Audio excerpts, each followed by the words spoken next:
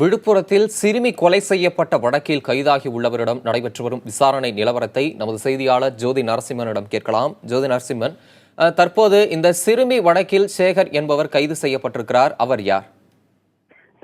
தமிழ் நேற்று முன்தினம் விழுப்புரம் திருவண்ணூர் அருகே இருக்கிற கொண்டசமுத்திரம் கிராமத்தை சேர்ந்த மாணவி, 7ஆம் வகுப்பு படிக்கிற பள்ளி மாணவி வீட்டிலிருந்து நிலத்திற்கு தங்களுடைய தன் தாயை பார்ப்பதற்காக நிலத்துக்கு சென்றிருக்கிறார். சென்ற பிறகு நீண்ட நேரமாக வீடு திரும்பவில்லை. அதனைத் தொடர்ந்து 2 நாட்களாக தொடர்ந்து தேதி நிலையில் நேற்று அங்கு ஒரு உடல் கண்டெடுக்கப்பட்டது. டீ குளத்தூருங்கிற பகுதியில் உடல் கண்டெடுக்கப்பட்ட பிறகு அங்கு போலீசார் தொடர்ந்து விசாரணை மேற்கொண்டு வந்தனர். அந்த இடையில் நேற்று இரவு அதே பகுதியை சேர்ந்த டீ குளத்தூர் பகுதியை சேர்ந்த சேகர் என்கிறவரை அந்த போலீசார் கைது செய்து விசாரணை மேற்கொண்டு வருகிறார்கள். குறிப்பாக இங்கு ஒரு டிஎஸ்பி தலைமையில் ஒரு தனிப்படை அமைக்கப்பட்டு அந்த குற்றவாளியிடம் விசாரணை மேற்கொண்டு வருகிறார்கள்.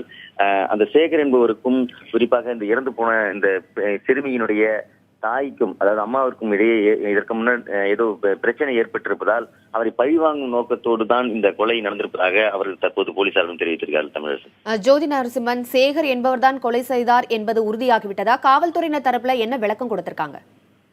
குறிப்பாக காவல்துறையினர் நேற்று இரவு முழுவதும் சேகரிடம் விசாரணை மேற்கொண்டிருக்கிறார்கள். விசாரணையில் சேகர் அந்த சிறுமியை கல்லால் அடித்து கொன்றதாகவும் தெரிவித்திருப்பதாகவும் போலீஸ் வட்டாரங்கள் தெரிவிக்கின்றன. தொடர்ந்து சேகர் தான் இந்த சம்பவத்தை சேகர் ஒத்துக்கொண்டதாகவும் கூட போலீசார் இப்போது தெரிவித்திருக்கார்கள்.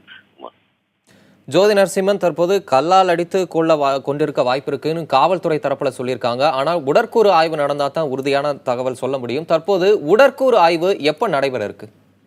அதாவது இன்று முண்டியம்பாக்கம், அதாவது நேற்று இந்த உடல் மீட்கப்பட்டு விழுப்புரம் முண்டியம்பாக்கம் அரசு மருத்துவக் கல்லூரி மருத்துவமனையில் உடல் அனுமதிக்கப்பட்டிருந்தது. அதைத் தொடர்ந்து இன்று அந்த உடற்கூறு ஆய்வு முற்றிலும் முடிந்தவுடன், அதாவது முதல் அறிக்கை பிரிமினரி ரிப்போர்ட் என்று சொல்லக்கூடிய அந்த முதல் அறிக்கையில் ஓரளவுக்கு தெரிந்துவிடும். அதற்கு பிறகு முழுமையான உடற்கூறு ஆய்வு செங்கல்பட்டு அரசு மருத்துவமனைக்கு சென்ற பிறகு அதற்கு பிறகுதான் தெரியும் இது பாலியல் கொலையால் அடித்து கொலை செய்யப்பட்டதா என்பதை பின்புதான் முடிவு செய்ய முடியும். தமிழர் ஜோதி நரசிம்மன், இந்த வழக்கு காவல்துறையினர் என்னென்ன பிரிவுகளின் கீழ் பதிவு செய்திருக்கிறார்கள்?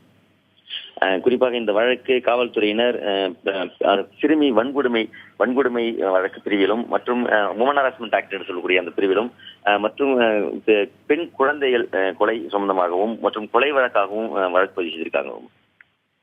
ஜோதி நரசிம்மன், இந்த கொலை தொடர்பா அந்த டீ குளத்தூர் பகுதி மக்கள் என்ன சொல்றாங்க? குறிப்பாக இந்த கொலை சம்பந்தம் இந்த தொடர்புடைய சேகர் என்பவர் டீ குளத்தூர் பகுதியை சார்ந்தவர் அல்ல. அவர் ஏற்கனவே கள்ளக்குறிச்சி தியாகதுர்கம் பகுதியை சேர்ந்தவர். இந்த பகுதியில் தற்போது தங்கியிருந்து விவசாயம் செய்து வருவதாக மக்கள் தெரிவிக்கிறார்கள். இந்த சம்பவம் குறிப்பாக இந்த பகுதியில் இருக்கிற மக்களுக்கு ஒரு பெரிய அதிர்ச்சியும் அச்சத்தையும் ஏற்படுத்தியிருக்கும்னு சொல்றாங்க. தமிழரசு.